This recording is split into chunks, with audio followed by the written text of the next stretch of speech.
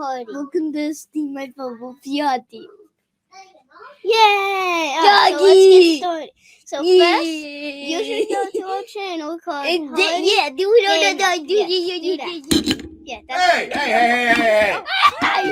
This is my podcast. Hey, look. Start walking. Get out of here. Hey, those are my headphones too. Get out. Wolfgang, you maniac.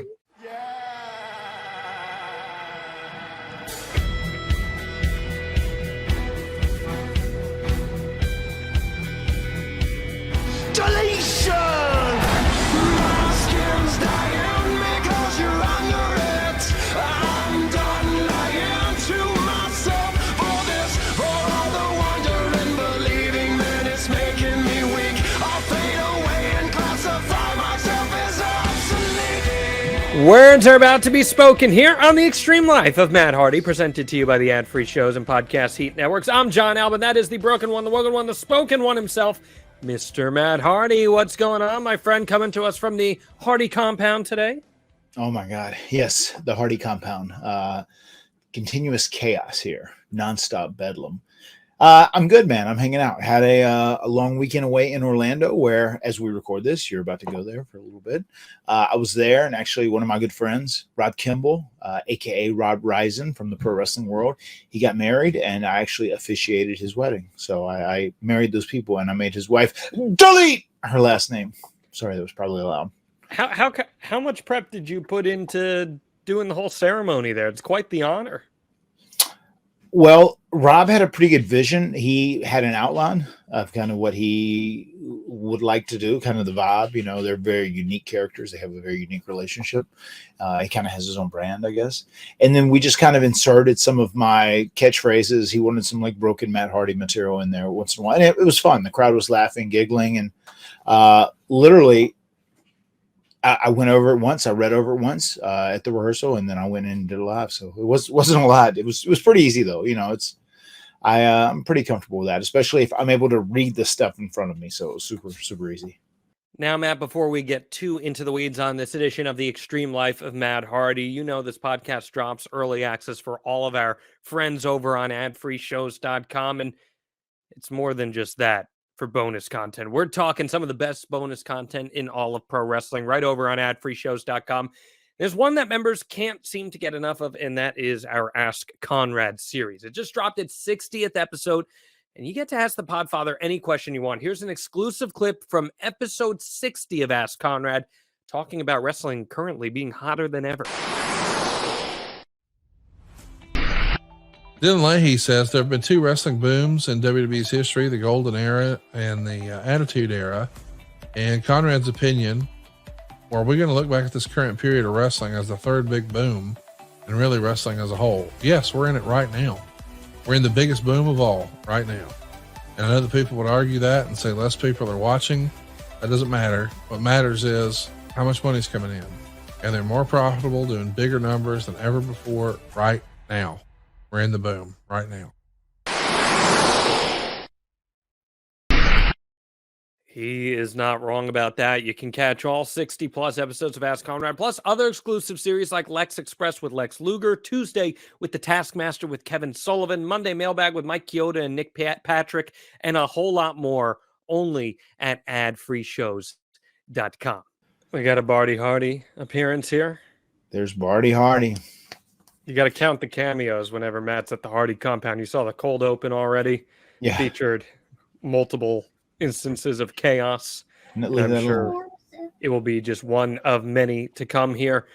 Matt, before we really get cooking with this podcast, I want to remind everyone that if you love the extreme life of Matt Hardy, well, you're going to love it on stage because Matt and I are taking you to WrestleCade Friday, November 24th. 8:30 p.m. Eastern Standard Time. Get your tickets now at WrestleCade.com for the live edition of The Extreme Life of Matt Hardy. We're going to have some special guests there. It's one of the best wrestling conventions out there in Hardy country, nonetheless. My pal Eric Bischoff's going to be there, among many other wrestling superstars and legends. More than 125 advertised so far. The American Dragon Bryan Danielson among the high-octane names who will be in attendance, and, of course, the Hardy Boys. In addition to our live show, you'll be able to see a Jeff Hardy live concert, which is going to be really special. Matt, what can people look forward to when we bring the extreme life of Matt Hardy to the stage? It's gonna be great fun because the extreme life of Matt Hardy. Whenever we go on the road and we do live shows, they're very interactive. That's very important to myself and John. We love making the crowd part of the show because they are truly part of the show. You know, without them, there would be no us. So we're gonna have a live Q&A. It's gonna be interactive. We're gonna have some current wrestlers appear. We're gonna have some of House Hardy appear. We're gonna have some legends appear. We're gonna have a little bit of something for everyone. So I'm very much excited about this. And I also want to mention that I think this week the match that myself and Brother Nero are going to be involved in she'll probably get announced. So pretty excited. Fantastic. Love to hear it. WrestleCade.com is where you can get your tickets. Again, members of the AdFree Shows family are going to be there. Matt's going to be there. Jeff's going to be there. I'm going to be there. It's going to be a great time. Get your tickets for the Extreme Life of Matt Hardy at WrestleCade.com, Winston-Salem, North Kakalaki, Friday, November 24th. Through November 26th.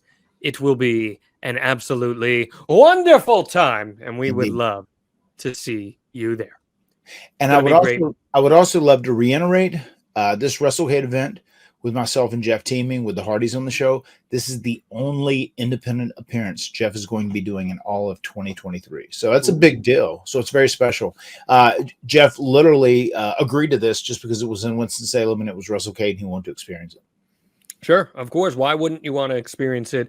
That main show that they do on the Saturday night is like one of the coolest indie shows of the year. So make sure you are there and you are part of that.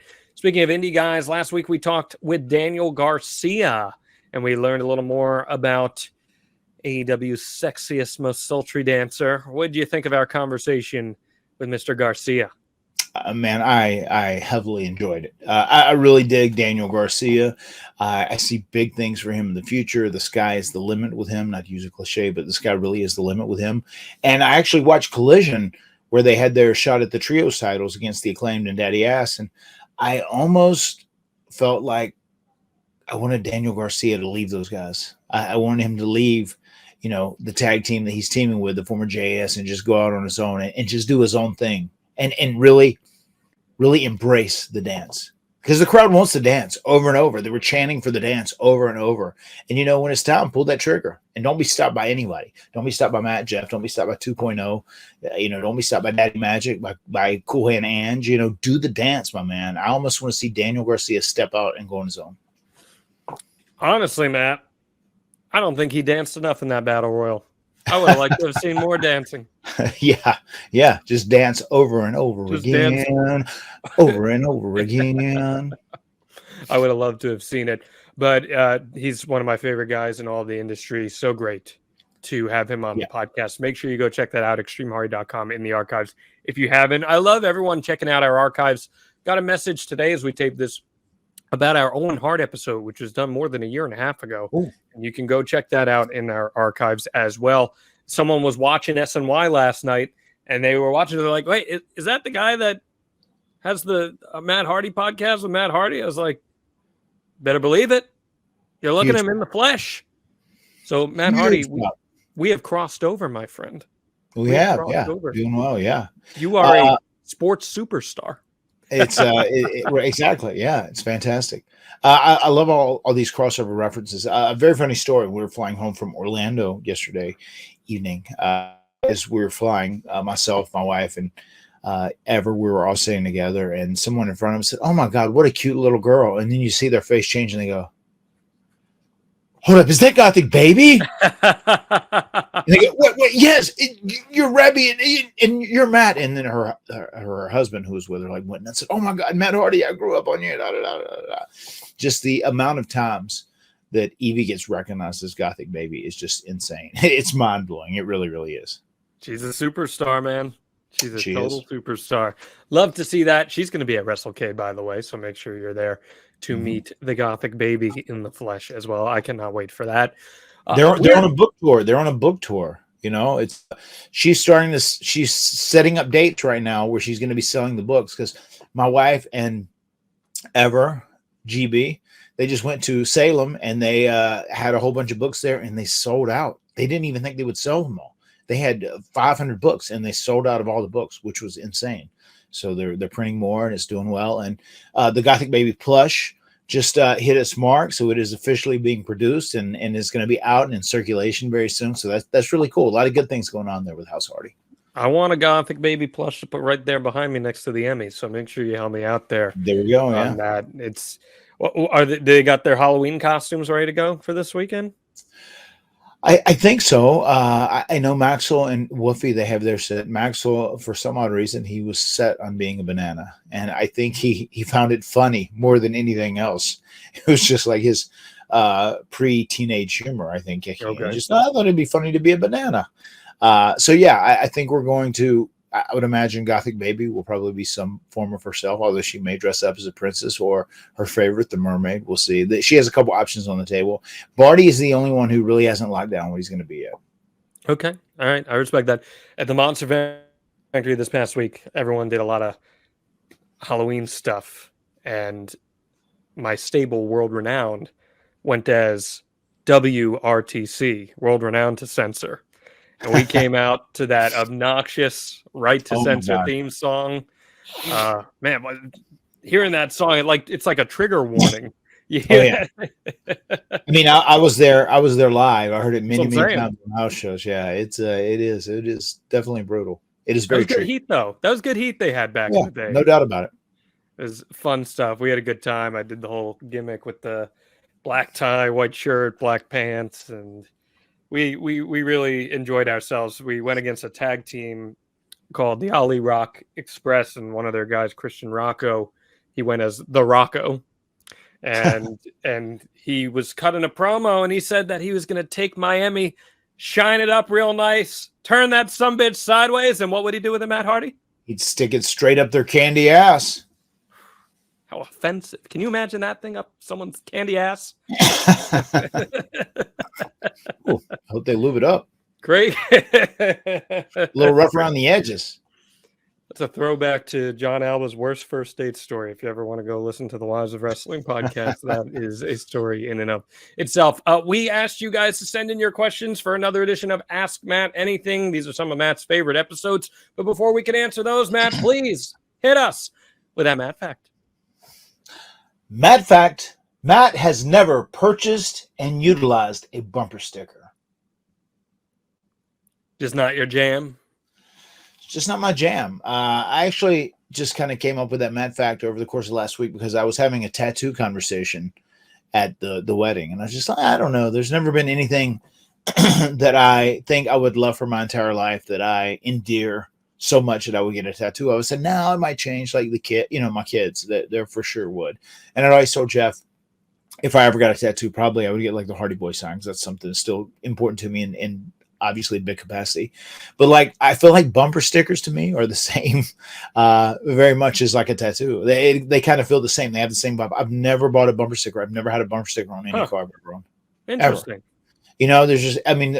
There's never been any kind of like movement or band or anything else that I was like so far behind. I was like, yeah, I'm going to put this out and put it on my car and promote it, which is like an interesting thing, because I'm sure there's a lot of people that do that. And obviously hearts and thoughts, they change, as time goes on. But I don't know. I've never been committed to something enough to get a tattoo or a bumper sticker. So I kind of speak about them in the same vein. I dig that. I think I've only had one. Now that I think about it, I had me and my buddy in high school used to listen to this one alternative rock radio station all the time, and they gave us some free swag one time, and one of them was a bumper sticker, so I just threw it on my back bumper and called it a day. I think that's the only one I've ever had. So, yeah. I feel like that's attracting attention. So sometimes I think you attract enough attention as is. I don't think you need to attract any more. So. Oh, my God. I got to tell you, like, speaking of attracting attention, we were so proud when we first made it right in wrestling, and we got a WWE contract, and we did the stuff, and we started getting used on TV. We were on the loop, and we were doing all the shows, right? And we were there every week wearing tights. And on my license tag, I got it personalized. It said like Hardy Boy, and then Jeff had his personalized as well, which like I'm trying to say he had a Hardy Boy reference on his too, like Hardy X or something, X Hardy, something. And I remember after we had the tag team ladder match, and we actually got over and we're doing well. We couldn't get those plates off fast enough because once again, you know what I mean? Like someone get behind you, like once we were really like, hot, and we really got like white hot during that, late 99, 2000 era. If someone would get behind us, they would like start beeping the horn, will you pull over? Gonna take a picture. Oh my goodness. I mean, it was just, once again, you were being identified, so we couldn't get rid of those personalized tags fast enough. Yeah. Not a great decision in hindsight, but you got rid of them, so you're all good. All right, Matt, let's get to some questions from the gallery here. This one comes from Tara, a very timely question. At Impact Wrestling's Bound for Glory pay-per-view, they announced the revival of Total Nonstop Action Wrestling, TNA, for their Hard to Kill pay-per-view in January, considering you and Jeff both wrestled there. I don't think Beth wrestled there. I could be wrong. Both wrestled there in the past. What are your thoughts on the TNA name coming back?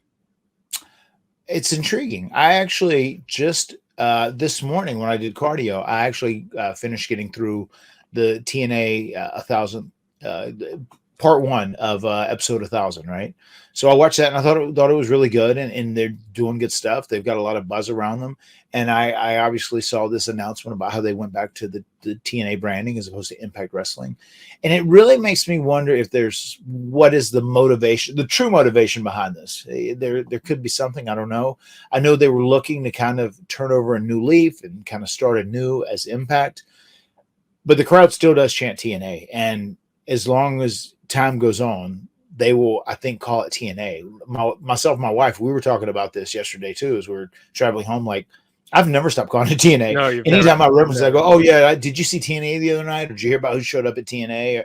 And I just think it's kind of, TNA is the branding that is kind of like, it's embedded in people's minds. So I don't know if they did it for that and they just felt like that would be better, or if there was some other reason behind the scenes which may have been more beneficial to go back to TNA, but I'm okay with it. It doesn't bother me. I get how it's a crazy name, but the connotation and stuff, the reason it began that way as TNA, is kind of wild, and I almost feel like it's outgrown that bad connotation throughout the years. People just kind of know it as TNA. It's just like TNA. When you think about the oldest wrestling promotion, I feel like you think NWA. When you think about TNA Impact, it's always just TNA. That's the first thing that pops off the top of people's heads. That's like top of mind, right?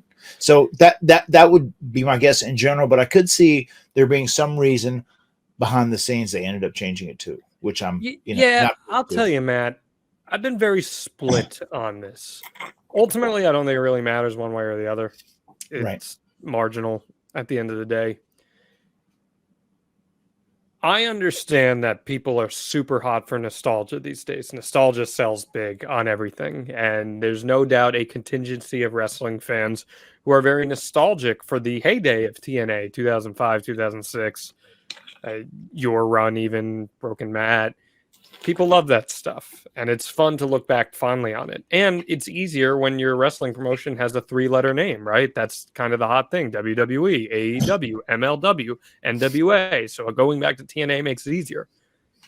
But do people not remember that TNA had an atrocious brand association and reputation by the end of its run? Like, you remember, I'm not breaking news to you here. It was always like, LOL TNA, look what TNA is doing. There was a reason they changed from the brand name in the first place over to Impact. And I think they're undercutting themselves in a little bit because Impact has a hell of a program right now. It's a really good pro wrestling TV show with a great roster. Will Ospreay just showed up. Him and Speedball Mike Bailey had one of the best matches you're going to see this past week. Yeah. So it almost feels like a step backwards to me to revert to something like that, a brand that had some stink around it when you're doing a good job at forging your way forward here. Am I looking into this too much? No, I mean, they're all very valid points. I think everything you're saying is a very valid point. But I do think that they were Impact long enough. It helped also get some of the, as you said, the stank, as Mark Henry said one time, the stank of the TNA branding. I think people have kind of let that go. It's kind of like a thing of the past now, as weird as that sounds, but I'm kind of indifferent too. Like, I think one way or the other, it's only going to make a marginal difference. Yeah. And they have a great roster One of the best rosters in all wrestling, quite frankly. So if you're not checking out Impact, TNA, whatever this thing is, go check them out right now, because some of my favorite wrestlers in the world are wrestling on that show week in and week out. They got a great announcing team.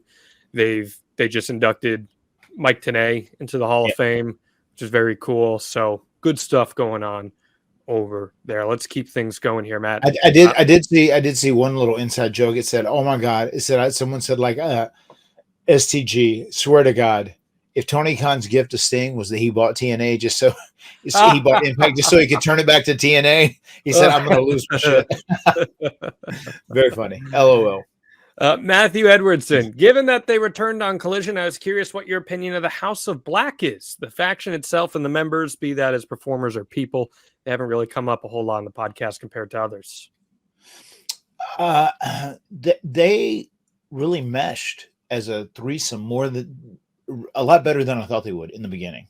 And then I really liked them together because I was a fan of Buddy Matthews. I got to work with him a little bit at WWE, and then obviously I knew Malachi Black and his stuff, so I thought they would be great together. Brody King, I didn't know him at all until he came around TNA, but I really enjoy his work. He looks very legit, and I think they're great as a unit, and I think they all really complement one another. So I dig them as a unit, and I like them as trios champs. I thought they had a great run. I thought they were a good team to be the champions. And I enjoy their stuff. I'm a fan of the House of Black. When you look at what they did for Julia Hart, too, to completely elevated her. Yeah, totally. Yeah, they completely elevated her as a character, and then that in turn helped elevate her up the card and helped, raise her stakes, too, when it came to being a performer. I first saw Brody King at a Limitless show in 2017, and he legitimately blew me away. I couldn't believe a guy his size was doing some of the things that he was doing. I watched him wrestle a guy out of California named Eli Everfly, and they just, oh my goodness, they tore it down. And ever since that day, I've been enamored with Brody King, and I think he's one of the best talent in AEW, and would love to see more of him and see what he can produce for the company. Let's see. I think Brody King has a great presence about him too. Yes, very much so. He has a very, very, very solid presence. Very much so. Here's an interesting one, and I know she keeps a counter, so I'm going to make sure we get this in. She keeps a counter of every time she asks a question and gets on the podcast. So Valerie wants to know, I was just watching an old mixed tag team match that you and Lita had against a team of Tyson Tomko and Trish Stratus. So I was just wondering, what was it like working with Tyson Tomko, and do you have any fun stories of him? I didn't mind working with Tyson Tomko. He was with Christian, so it was Jay and I, and that was a walk in the park. And we were working against one another, and he was good. He complimented Jay really well, and I think Jay utilized him really well. I didn't hang out with him a lot, so I don't have any real personal stories that I could share about him or anything. But I did enjoy being around him. I enjoyed being in the ring with him. He was a pretty solid guy overall, especially during that time. You know why he complimented Christian so well? Because he's a CBP. I was gonna say he has a very punchable face like Christian. So he does have a very punchable face. I was gonna say too. I thought at first you were gonna say like he didn't have a dad, so that's why Jay wanted to keep him. Jay's got all the dad jokes now. Hey, I want to give you a moment here. I know we have a little fun at CLP's expense, but I know you were very high on his match with Bryan Danielson he had a couple weeks ago on Collision. Is there anything you want to say about it? Yeah, I mean, I thought it was great, and I really do think he's doing some of the best work of his career, and it is remarkable. It is remarkable that this is a guy that everyone thought his career was over. He thought his career was over, and he got a reprieve. He got another opportunity, and he got to go out there and do his thing again. And God bless him, man. He's killing it. He's great. He's in his optimal position, which is being a heel, where he gets to be a real piece of shit. I mean, that's where he's at his best, and he's just killing it. Physically, he's doing good. He looks great.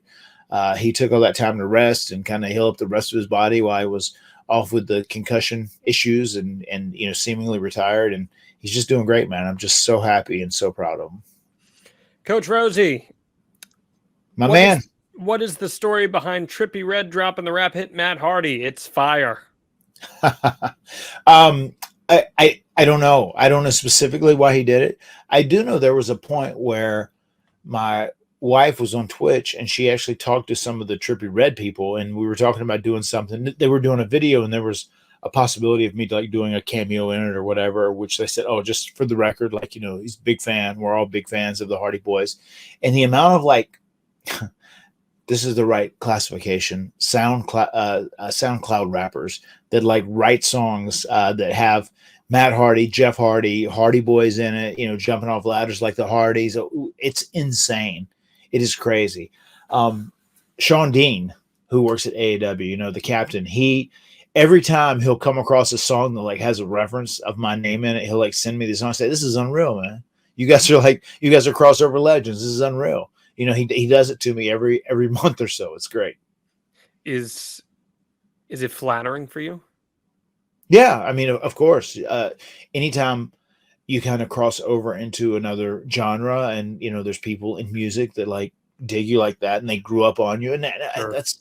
You were talking about nostalgia earlier. I mean, what do I know about nostalgia? But I know there's a ton of people that said like, oh my God, you know, I hear it dozens and hundreds of times every time I do an autograph signing or I'm at a con or whatever, you know, just thank you for an awesome childhood, or like, oh my God, you know, you made my childhood great, or oh my God, you guys got me in so much trouble because I was doing, you know, swantons and leg drops onto the couch or the bed and I broke it, you know, but it was such a fun childhood. Thank you for all the great memories and thank you for the sacrifices. Yeah, but you're just cashing in on your nostalgia, Matt Hardy. You can't do anything anymore. Well, that's how it is. You know, my physical skills have certainly deteriorated as you know rapidly called out. But yeah, man, it's one of those things where it's so cool that like, I mean, we're just really just ingrained in that certain generation.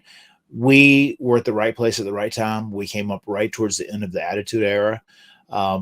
Well, a couple years in before the Attitude Era technically, you know, ended, but you know, we came in at the right time, you know, right place at the right time, and we caught the right break, and we were really blessed and just extremely fortunate to be on TV at that time. And like, we started doing all this ladder match nonsense, which led into the table match and the TLC match concept. And, you know, it was, once again, we had the right opponents with Edge and Christian and with the Dudleys, and we were able to create these indelible memories that people will, you know, take to their grave. And that is extremely flattering. And the fact that there are people that like have found success on their own, whether they're a rapper or, you know, whatever genre they're in, that hold very fond memories of the memories we were able to create for them as they were watching us on TV. I mean, that's what's really special. And I'm very grateful for it, man. It's extremely humbling and it's extremely flattering. Wrestling historian, let's talk about Exist to Inspire. How did the idea to do a book come about? How long did it take? What was the process like? And what did you and Jeff think of it after the release? The idea of the book came about because the office pretty much forced us into doing it because they knew it would make money because we were very popular at that time. But we were cool with doing it too. And we always wanted to do a book. I just remember even thinking at one point, like, man, it's like we have done a lot of cool stuff to get to this point in our career where we're at. I said, but you know, there's still so much more that I feel like we're going to do that would need to go into a book, but we're cool with doing this. We can do another rendition, you know, a chapter 2 later on down the road. So WWE really wanted us to do it, and we were happy to do it.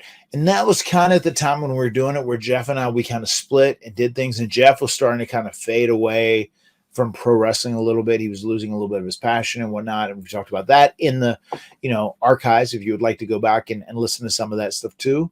But I did probably 80% of that because we had a ghostwriter who he would come here. I would sit down. I would talk to him. We would walk over the property. I would talk about, you know, our childhood and where we grew up and everything else. He was very, very hands-on, but I did 80 to 85% of the book. So which that leads me to doing 30 or 35% of Jeff's as well, you know, covering, bringing up and reminiscing and recalling stories that Jeff did as well. So Jeff did his portion as well, a little bit here and there, but it was mainly me. Like I was pretty much the workhorse of that book. So I'm the architect. He's the rock star. He just comes in and people go nuts. Right. So we did the book. At the end, we liked it.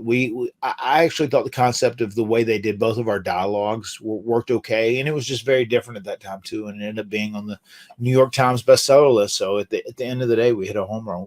We hit a home run with it. We hit a homer. And there's still more stories to be told. Oh my God. Now we can like legitimately write a book.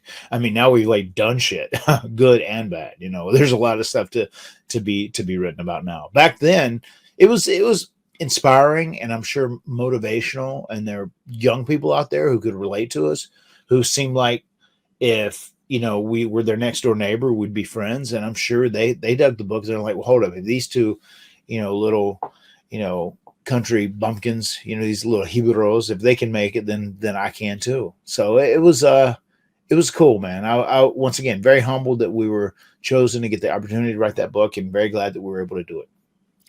I'll have to see if more is in store. Yeah, At some point, we'll have to find out. NBA fans, the wait is over. Basketball is back, and DraftKings Sportsbook, an official sports betting partner of the NBA, is celebrating with an unbeatable offer. New customers can score $200 instantly in bonus bets for throwing down $5 on the NBA. Win or lose, it doesn't matter. You're going to start the season with an instant dub. And with DraftKings parlays, everyone's got a shot at even bigger basketball wins. String together multiple bets from the same game or build your parlay across multiple games for a shot at making your payday even sweeter. Basketball's more fun when you're in on the action. Download the DraftKings Sportsbook app now and use code HARDY. New customers can get $200 in bonus bets instantly for betting just $5. Only on DraftKings Sportsbook with code HARDY. That's HARDY. The crown is yours. Gambling problem? Call 1-800-GAMBLER or visit www.1800gambler.net. In New York, call 877-8-HOPE-NY or text HOPE-NY 467369. In Connecticut, help is available for problem gambling. Call 888-789-7777 or visit ccpg.org. Please play responsibly. On behalf of Boot Hill Casino and Resort, KS. Licensee partner Golden Nugget Lake Charles, LA. 21 plus, age varies by jurisdiction. Void in Ontario. Bonus bets expire 168 hours after issuance. See sportsbook.draftkings.com/basketball terms for eligibility and deposit restrictions, terms, and responsible gaming resources. Christy Knoll, tell us one thing you like best about each of your kids. Okay, that's good. I think with Maxel now, the thing I like best about Maxel right now is that he's almost like a real human that I can talk with. I mean, he understands stuff. Like if he has a problem, we can have like deeper, thorough, like real conversations, which is great. And I know they're all going to get there, and I kind of dread that because I love them being little kids too. But I do love that about him. And I also I'm appreciating Maxwell's aggression too, which makes me happy, especially if he wants to play some sort of like physical sports or whatever he wants to do. But like he'll just beat the shit out of me. He'll like hit me all day long and keep me on my guard. In a playful way. He wants a punching bag too. And he actually said like, instead of jiu-jitsu, I would rather go boxing because I like punching. Okay. So we'll see. Wolfie really is like a charismatic enigma. In some ways, he reminds me of a young Jeff. He's very artistic. He wants to cook. He's just very creative. He's overflowing with creativity. And that creativity, whenever it overflows, sometimes it's a good thing. Sometimes that's a bad thing. Sometimes he can go nuts. But I would say that is the thing that I really love the most about Wolfie, because he's just so crazy creative. And he's got so much personality. Today, we went to eat at a brunch place, right? And he was sitting at the very end of the table, and like the next table over, there was this couple, and they were older. And he said, "Hello, how are you guys doing today?" He said, "I hope you're having a very nice day." And then I go, "Oh, thank you, son. We hope you're having a nice day too." He said, "Oh, great." He said, "What are you guys going to have to eat today?" Like just also like, and and Rebby said, like, oh my God, he likes to talk to people. She said, I would rather die. That's her. She said, like, he likes to talk to people. Like, I would rather You die. told me a story that you've never told on air before, but one time you brought Wolfie to some party place or something, and there was another birthday party going on, and he had the wrong party, and he ended up going up to a bunch of strangers, right? Oh, yeah. Yeah. So we were at a birthday party, and we were invited there, and I was driving them. Their mother was out of town working. So I took them there, and Wolfie just got separated from the group for a second. It was like in this back room where there were all these different sections. There were like 4 or 5 different parties going on. And then like Wolfie wasn't where he was supposed to be. I said, oh my God, he must have made a wrong turn, whatever, when we went to get food. So then I went back and I made sure to find him because I knew he was in the room where we were supposed to be, where all the parties were. And I went back there and it was so funny. Wolfie was sitting at a party, and it was for a black kid, and all their family was black. He was the only white kid sitting there. He's half white, half Puerto Rican, right? So he's sitting there and he's just eating, and they're eating chicken, and like the older people say, oh yeah, he's good, yeah, he can hang out here, whatever, just let him chill. And he's just eating away, just and just talking to everybody, like living it up. And I said, dude, I said, like, thank you guys very much. That's so cool. I said, let me grab him. I said, because we have some buddies over here, and I got to make sure that we go and like give him the present we're giving him and whatnot. But he does. He has a really outgoing personality. He loves to talk people. He loves to talk to people. He loves to socialize. He's quite the social butterfly for sure. Okay. What about Barty? I think Barty is going to be he's going to be the baddest ass of all the Hardy Boys, because like I talk about how Maxwell's aggressive, and sure, he's older, he's almost 8.5 now. Barty is almost 4. He's he'll be 4 in 6 weeks now, I think. But he is more aggressive than Wolfie is, without a doubt. And you're supposed to be 4 to do jiu-jitsu technically, but he had a tryout and he did so good. She said, oh my God, yeah, like he's like way ahead of like other people that are 3 years old, and he loves that now. And Wolfie said, he's starting to do scramble. He's only been 2 or 3 times. Said he's starting to do scramble now. Said Barty's really good at it. And it's fun. Like Barty is just like, once again, if we're playing around like wrestling, like, fake punch me, whatever, he'll draw back so hard and like so aggressive. And he's just like a natural athlete. He's thick, bulky, and he's very strong. Linebacker body. Oh, a linebacker body for sure. But I mean, he's going to be. I told them both. I said, Maxel, I know Wolfie doesn't want to, step up to you. Barty doesn't yet. I said, but when you guys get older and you guys are like all on a level playing field, I said, Barty's going to be hard to handle. So you guys better be good. Be ready. And what about Evie? And then Evie's just magical. She's like my girl. She's got me wrapped around her finger. No doubt about that. Just the fact that she is such a sweetheart, and she's so different. And now I can tell more than ever that she's a little older, more than ever from ever, that she really like whenever she gets appreciative of something I do, like she loves to like hug daddy, and like she'll want to come give me kisses on her own now without even asking. Like she's really, really sweet. And I can tell that, I'm going to play a special role in her life. And like, she's my only girl, and my first girl. So that obviously means a lot. But I just think her personality, and she's so quirky, and she kind of gets the big eyes like I do sometimes with personality, and like the other kids don't necessarily. She's just so expressive. I love that. I love her expressive personality, and just how she is just so sweet and different. She's so different from the boys. She smells different from the boys. It's really unique having a girl, and just the fact that she's my soul girl. She will have me wrapped around. I'll be wrapped around. She'll have me wrapped around her finger, is the expression. William Hughes asks, is it time Roman Reigns' championship run got deleted by the man whose games this is, with everybody saying L.A. Knight? Yeah. Ooh, that's a hell of a question, and that's a hell of a scenario. Just imagine if someone said to you a year ago, just go say 2 years ago, say, well, LA Knight could be a threat to Roman Reigns.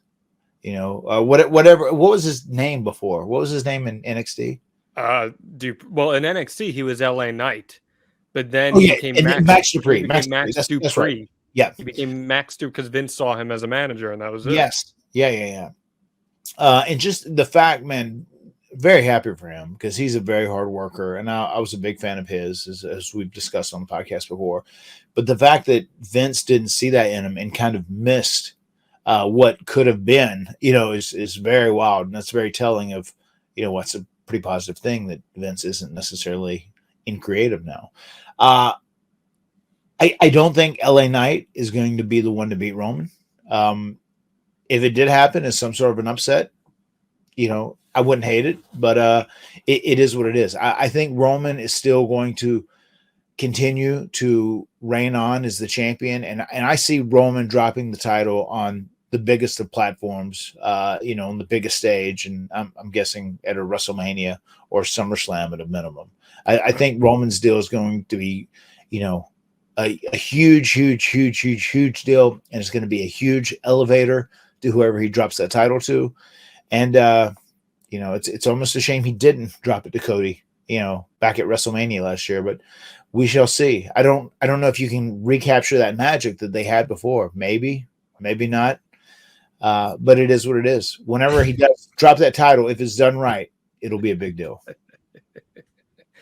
Yet another edition of the Extreme Life of Matt Hardy, where we remind you that Cody should have won. He should have won. I'm never going to let it be let down, my friend. I'll tell you what, great opportunity for LA Knight in the Kingdom of Saudi Arabia to face Roman Reigns. But my gut says, and I got no inside sources here on this. This is me just using my gut. I think your boy Randy's on his way back. And I think we're probably going to get a Cody and Randy feud coming up soon into the Royal Rumble season, which I know that's something you'd probably be pretty down with, wouldn't you? Yeah. Very much so. I'd be very into that. I can see that too. I'm not in any of the know of any of that too, but I can see that as well. Yeah. Let's go to one of your pals, Lauren the Mortician. Oh my God! Look, the Morticia. My wife has too many friends named Lauren, so like she's now been dubbed Morticia. I like it. She asks, or rather demands, tell us your lamest dad joke. My lamest dad joke. Oh, probably this too. Like, because I still hit this one very regularly. I go, Maxel or Woofy or Barty or Evie. Would you like an orange? And then they go like, yes or no. And they really do all like oranges a lot. And if they say yes, and I go, aren't you glad I'm willing to get it for you? And that's one of my constant ones because we keep oranges at this house. Actually, I peeled 4 this morning, 2 for Evie and 2 for Barty. And that's just all they wanted for breakfast. But that's probably my lamest dad joke. And I use it over and over again. Like, hey, do you guys want an orange? And they go, yeah. Or Evie, she go, yeah. And I go, aren't you glad that I'm your dad and I'm willing to give you one? And it's just super lame. But they sometimes, snicker, give me a little mercy giggle. Nick wants to know, how much longer do you think you can do this for? Hope as long as possible. I don't know. Your skills are rapidly deteriorating. Rapidly deteriorating. Rapidly deteriorating. I don't know. I will leave that up to my body, and I will let it determine, how much longer I can do this. But it's my passion. It's something I love, and I'm at that point where I like giving back, and I like helping other people as well. So I'm going to do it as long as I can do it, And when it's time to hang it up and move on, I shall hang it up and move on. But there's so many amazing, great people out there that are so supportive and have followed myself and my brother Jeff for the long haul, and it's amazing. Like, still, so we used flattering and humbling a few times already in this episode, but just when we come out on AEW week in and week out and we get that great reaction and people still are showing love for us and they're chanting Hardy and they're chanting delete and they're doing the delete swipe, and it's inspiring to me. It inspires me. It motivates me to continue to try to work hard, to just be the best that I can, and go out there and still do my gig and give them a Matt Hardy / Jeff Hardy memory. Want to step aside for a quick second, everyone, and remind you that this episode of The Extreme Life of Matt Hardy is presented to you by GameTime. Game Time has got you covered for all of your last-minute ticket needs. You shouldn't have to worry when you're buying tickets to your next big event. Game Time is the fast and easy way to buy tickets for all the sports, music, comedy, wrestling, and theater events all near you. With killer last-minute deals, all-in prices, views from your seat, and their best price guarantee, Game Time takes the guesswork out of buying tickets. You guys know my deal. I've told this story many a times.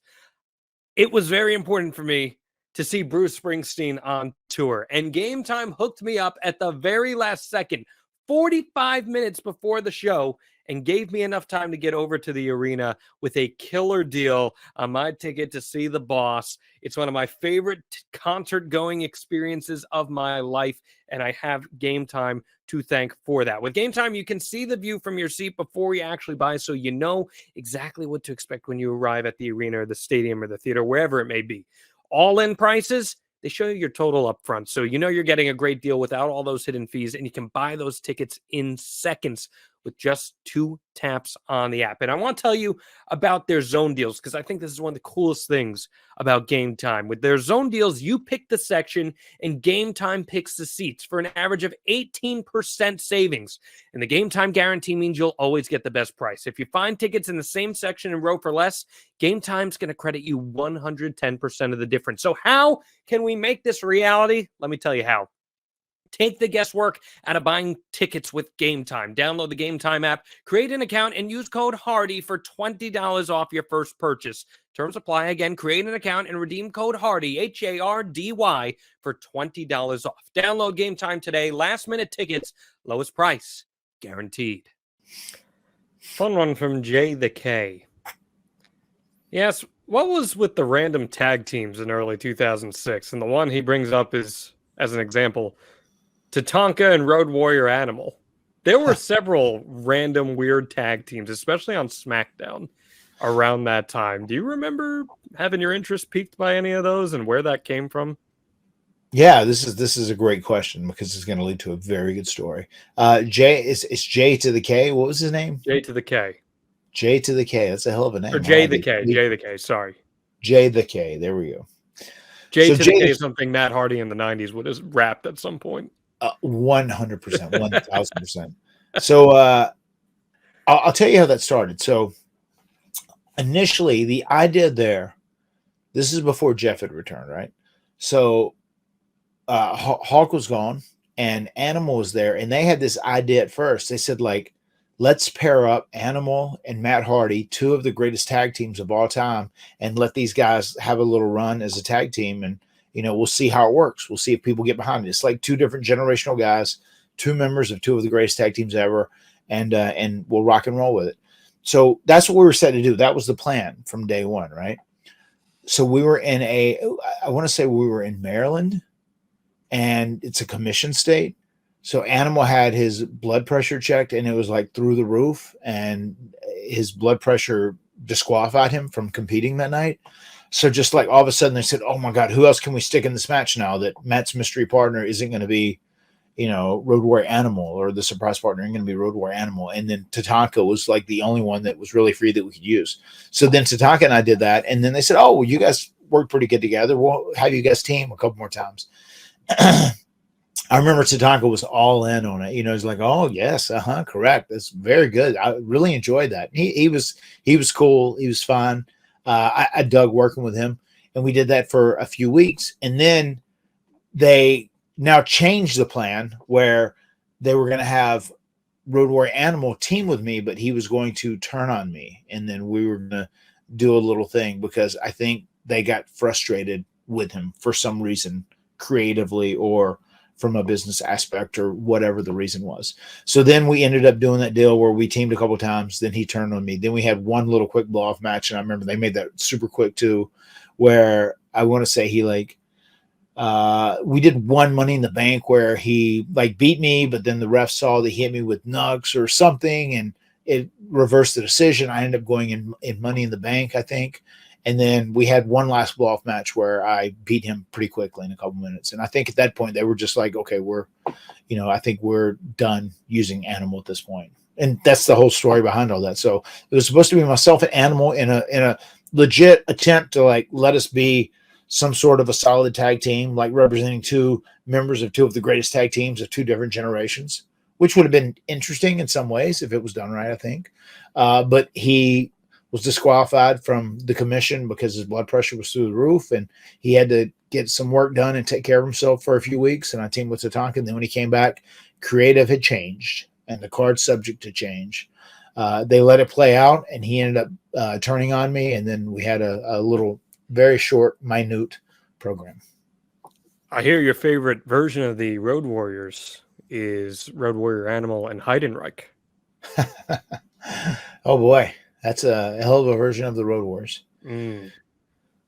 The LOD 2000 was all right too, with with good old Draws. He had Hawk, Draws, and Animal. Well, of course, and Draws was such a unique character. And why was he such a unique character? What could he do on command, Matt?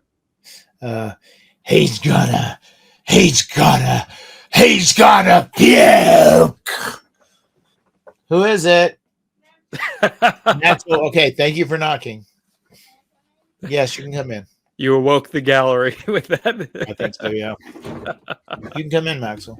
Were you and Jeff big Road Warriors fans? Oh, huge. We love the Road Warriors. Yeah. Maxel, we haven't really talked about. Yeah, no, we did. We love the Road Warriors. Like we thought, once again, in the selling point for us was the Road Warriors coming to the ring and just murdering people in 60 to 90 seconds. It was really enjoyable. And just face paint, obviously, that was very attractive to Jeff, as you would imagine. They just looked so cool. Their physiques were off the charts.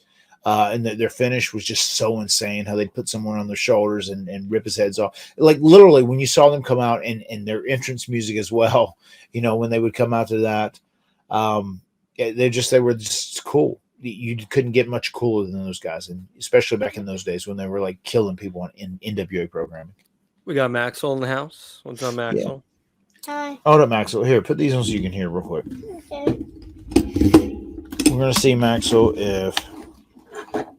this is stuck in there. I'm gonna move this. These wires are stuck up. See if that's working. Can you hear Maxel? Testing. He's got to put the headphones over the Pikachu. Yeah. You can still hear though? Yeah. All right. If there's a question here, Maxel, maybe you can answer part of it. Okay. All right. I'll try to find. Get in here. I'll try to find a question that maybe we could apply to Maxel here. We got so many great questions, by the way. I do want to thank everyone who submitted questions. These are some of my favorite episodes that we do here. Let's see. We can go to this one from Lane. Right, How do you manage criticism, backlash, and other not so positive attributes from the wrestling world? To me, I'll take this one, Maxwell, since you haven't got a lot of backlash yet. You're not allowed on social media, even though you have accounts and you have since you've been a baby. I just, more than ever, like, I think when this stuff first came out, I think it would bother me more, and especially before I'd been through enough experiences to mature. Sometimes it would get to me a little bit, but now it's kind of like, it's just kind of the old song and dance nowadays. Yeah. I just know, like, what you read online, it's people's opinions, but it's also people that don't have to be accountable. It just, I mean, the way I state it more accurately, I feel like, than it should be said. It's just, it's not real, because it is someone's opinion, and it doesn't have any true bearing on your life, especially and they never say it to you in person. Never. I've never had someone that, says, which my new word, and I'm sure if you guys were listening to this, I'm going to be incorporating this into a character change going forward, because we're getting close to that point, is pariah. Anyone who thinks like I'm a pariah, someone who doesn't belong, someone who needs to leave AEW, who is just there taking up TV time for young, up and coming stars, whatever. Anyone who would like talk trash about me on social media, I've never had anybody come say that in real life. Like at a show, at an arena, at a hotel, in the street, I've never had anyone express that to me, which is, I mean, that kind of says it all right there. Funny how that works, right? Funny how that works. Yeah. I mean, because one thing too, I think you just have to be very careful about following the opinions on social media, because those people, I mean, that a lot of times those people just say, like, this is something I personally don't like.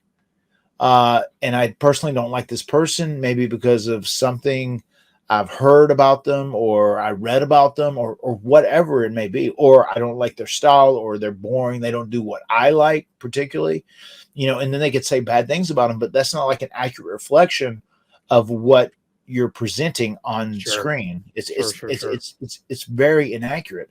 So you just have to remember that. And it's hard because, we're human beings. We have feelings, people get happy, people get sad. And I also say this too. I also remind people, like, remember, the insults, that you get on social media aren't real. They don't reflect reality, but also the compliments you read aren't necessarily real. They don't necessarily reflect reality too. Sure. So you just kind of have to remember that. You have to take it all with a grain of salt.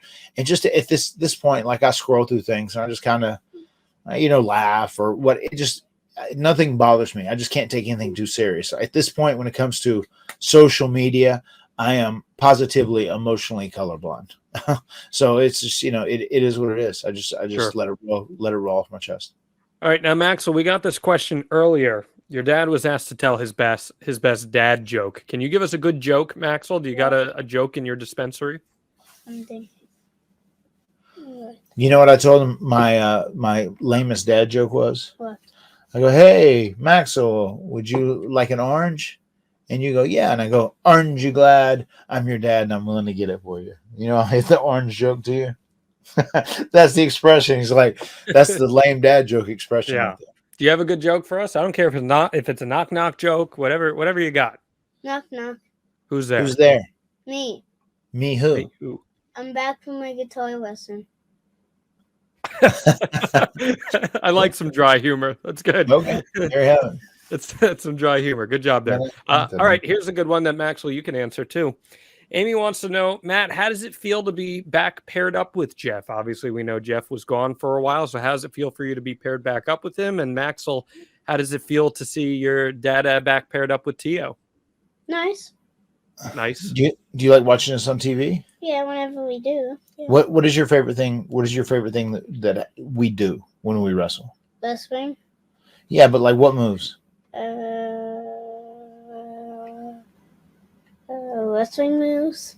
Oh, what's my finisher? Tag team moves. Oh. What's my finishing move? Twist of fate. What's Tio's finishing move? Swanton bomb. Yeah, I've seen you do the swanton. Everyone here has seen you do the swanton. You're right. Yeah. Sometimes when we walk in places with Woofy, if we eat after jiu-jitsu, they'll say, "Oh my God, Matt Hardy, can I take a picture?" And he goes, "Would you like a picture with me too? I was in the firm deletion. My name's Woofy." And I swear to God, he does it a lot. Have you ever seen him do that? No. Yeah. Amazing. So what's your thoughts there, Matt, and how it feels to be back doing your thing? It's great, especially. So once again, so proud of Jeff. Just absolutely tickled that he's in the place he's in life, doing so well for himself. He's so healthy. It's just great. And it's great to have him back and have that version of Jeff that is just extremely dependable. He's going to be there. And Jeff is like very much like he's going to get there if he can fly in day of. Even if we're on the West Coast, he'll do it and take a red eye right back out because he makes his priority his family now more than ever. And I get that, especially because there's been times where I felt like he feels guilty internally because he wasn't there for them like he felt like he should have been. So he goes above and beyond to make sure he does. Like if we ever go to the West Coast and it's like connection, whatever, I always go on Tuesday night just because I need to get in. I need to sleep. I need to be productive. But he'll do that. He'll be at home and he'll get up at 2:30 in the morning, and like head to the airport and catch a 5:30 a.m. flight and then fly there until noon and then, go to the hotel and check in, then head over to the arena and then work. And then we'll take a red eye out that night, which is just insane. It's so crazy. But he's in a great place. And he looks good physically. He's doing good physically. I know you said too. He has looked really good in some of his last outings.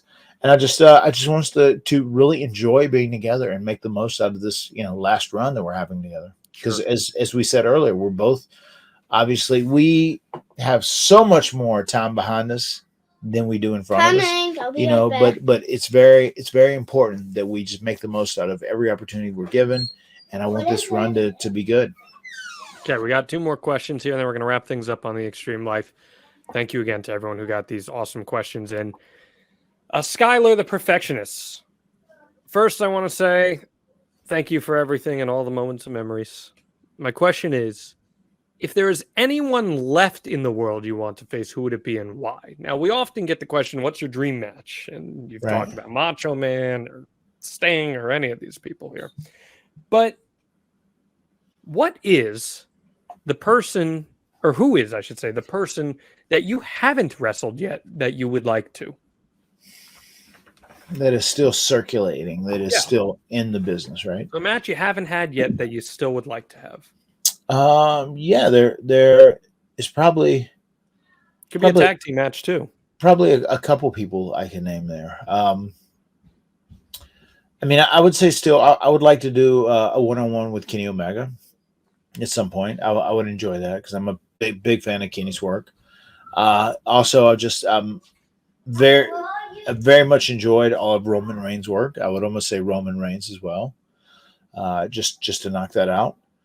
And then as far as tag teams go too, I'm sure there's I'm trying to think of like the tag teams that are hot and heavy now in WWE. They're really on a roll. That would probably be my answers: Kenny Omega and Roman Reigns. Those would be the 2 guys that I would love to have like a badass singles match with. Yeah. You and Jeff and Kevin Owens and Sami Zayn would have had a hell of a match too. Yeah, there you go. That's a good answer too. Yeah, would have been a hell of. The Roman Reigns match, singles match. You know what Roman would say about that, Matt? Should have happened earlier. There you have it. Yeah, should have happened earlier. Could have done that one. Could have done that one a long time ago. Hey, I want to ask you because I brought up Sting real quick. We heard last week Sting is going to be retiring at Revolution. Yeah, in 2024. Do you have any thoughts on that? I mean, God, he deserves it. It's going to be sad to see him go. He's one of the guys I look forward to seeing every week. Whenever he is at television. Just what an amazing dude. What an amazing wrestler. What an amazing run. Can't say enough good things about Steve Borden. Sting is just fantastic, from head to toe. And, God bless him, man. He's had this incredible run, this incredible longevity. And, he very much deserves to retire. And I'll hate not seeing him around. I hope he still does come around, even just as a character, if he's not wrestling at all. What should his last match be? That's an interesting question. A very, very interesting question. I would love to see his last match be up against like a top star, like in a lot of ways. I would love to see it be like against Kenny Omega or MJF or whatever else. Considering it's AEW, it would not surprise me if it is against Darby Allin. And I can see him too, like being cool with that too, and in an effort to try and leave something special for Darby when he's getting ready to step away. So you think it will be a singles match? Because he hasn't had a singles match in AEW. Oh, that's a good point too. That's right. No, he hasn't. He hasn't had any singles matches. Right.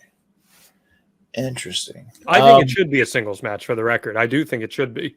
Yeah, but he hasn't had one yet. That's wild. For some reason, I feel like I thought he had, but I guess it's just like single fights and confrontations he's had, but not necessarily a singles match. Yeah, I mean, I would almost instinctually, like my gut would say, him versus Darby when it was all said and done. So yeah, we shall see. If it's a singles match, I think it is him and Darby. But if it's a tag match and it's him and Darby versus someone else, I'm really interested to see who that's going to be. Yeah. Really interested to see. And what kind of story is built. I mean, even when I said that before, like, I think it would be a hell of a deal too. Like, if it was his last match and say MJF is still the champion at that point, if it was him versus MJF, one last chance on one last night to try and win the AEW heavyweight title before he retires. And I think that's intriguing as well. Yeah, I would have loved to have done that title versus career had they not announced the stipulation ahead of time. And if MJF was a heel rather than a babyface, I think they would have made magic and it would have been so intriguing. But yeah, I don't know. I tell you, my dark horse, I was talking about this on my Patreon, wrestlingaccordingtoalba.com, with some of my followers, and someone threw it out there, and I totally could see this as a plausible scenario. Him versus Jericho as a farewell.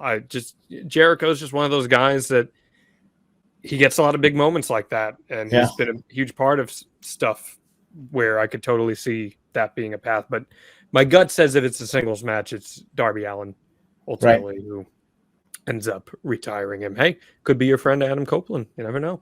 Could be. It could be, yeah. Something like that. I know that would be a big honor for him. Yeah. A guy he's never got a chance to work with. I'm sure that would be pretty special in some capacity. Maybe it's Darby Allin and Sting versus Adam and Christian. Who's to say? That's intriguing. Yeah. Where things end up there. Last question comes from Peggy. We've been asked before what your favorite version of Matt Hardy is, but Peggy wants to know, what version of Matt Hardy do you feel was your best? The best version of Matt Hardy. Okay. It's hard too, because I'm going to say too, in some ways, to me personally, the best version was Broken Matt. That was also my favorite version. As far as the totality of good it did for my career, it did do a lot. It got me really hot. It got me established. It got myself and Jeff back on WWE's radar. But I think the best version of me was when I did Matt Hardy version 1, because I think that was the first time I really stepped away from the Hardy Boys and like, wow, this guy can do something on his own. And there was just so much creativity, churning in my mind at that time. And I was in the best shape of my life. I was busting my ass. I had a young, healthy body, which was very nice. That is the best version, I think. The original, probably first year of Matt Hardy version 1. Love to hear it. I don't think there's a lot of people who would disagree with you on that one. Another episode of The Extreme Life is in the books. Thank you to everyone for all your questions. As always, if we didn't get to yours, we'll try to get it next time. Keep sending them in, folks. Especially when Matt is at home. He's on a little bit more of a time limit, and I got to get out the door as well. We don't need an angry Barriqua coming on in here with the chicleta and getting ready to stomp in. We've had it happen a couple times already. So I don't need that. I should say I don't need that more than I know, yeah. I don't want either one of us being the centerpiece of some bochincha. I saw that video of you trying to get with the Puerto Rican slang in that restaurant that was a minute and a half from where I used to live in Orlando. That was so funny just seeing you in that area. Fun little area there by the airport. It was also so funny. The first slang word that the guy said, Rebby didn't even know what it meant. Oh, okay. Which it was trimmed up a little bit. But there was one that I finally got. Okay. Did a good job. Go check that one out.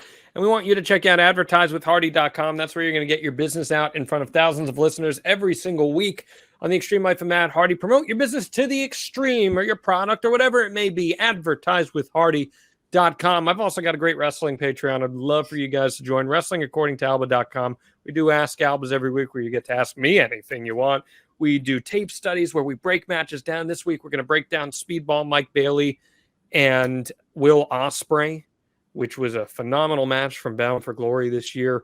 We break them down move for move, really cool stuff, and a whole bunch of other goodies. WrestlingAccordingToAlba.com. Of course, support all the Gothic Baby stuff going on with Rebby. Anything else you want to throw out there, Matt?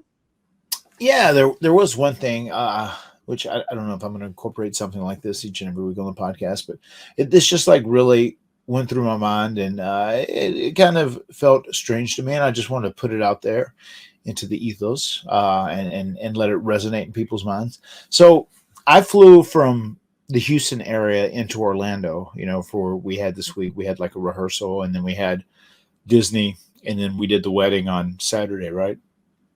So whenever I'd landed in Orlando and I got on the tram to go to baggage claim, as we're on this little, air tram, I noticed I walked in after it already started boarding, and there were this one couple, 3 generations, a daughter, the mother, and then the grandmother. And then there were these other 2 elderly people, which I assume were a couple.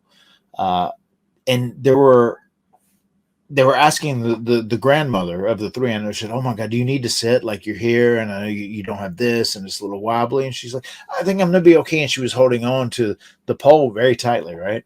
And then, like, over at the seats right beside us, there were like teenagers sitting all the way across the seats.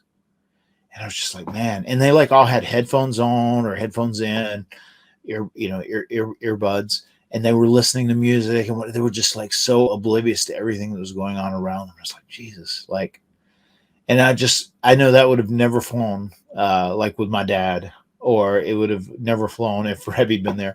But eventually I just said, "Hey, can you guys slide down or like move, or one of you get up?" Because this one older lady, like, she obviously needs some help because she's like struggling to hold herself up here. And she ended up sitting down there, but just like a little thing, especially like, I think I actually tweeted shortly thereafter because it inspired. I put like, you don't really appreciate what it means, or you don't understand what it means to be older until you actually get old. And it's hard for young people to comprehend that sometimes. But like, if you're a younger person, you have good, healthy knees and hips and backs and everything else. Like, take care of your elders, man. Like, try and give them that seat. It's going to be okay for you to stand, especially for those 30 to 45 seconds it takes to commute back to the baggage claim. And with that being said, that's just my little life lesson. Just food for thought that I'm throwing out there into the world. Are we talking about the iconic Orlando International Airport tram? Oh yeah. With Orlando Mayor Buddy Dyer either welcoming you or yes, bidding you farewell. Yes, man, that's funny. I actually, I remember that name from hearing it just this week. Yeah. That is the ASMR that I live for. Let me tell you. There you have it. Yeah. And I'm very excited to experience it tomorrow as I make my way down there. It's a little slice of home for me, but that's a great message to pass along. I follow that too. I've been riding the PATH train into New York City all the time now, and totally agree. I offered like 5 different people if they wanted to sit last night, because I was like, man, my skills are deteriorating. Let me make that very clear to you, but it is the right thing to do. So I like the little message there, man. Good stuff. The words have been spoken. We will see you next week right here on The Extreme Life of Matt Hardy.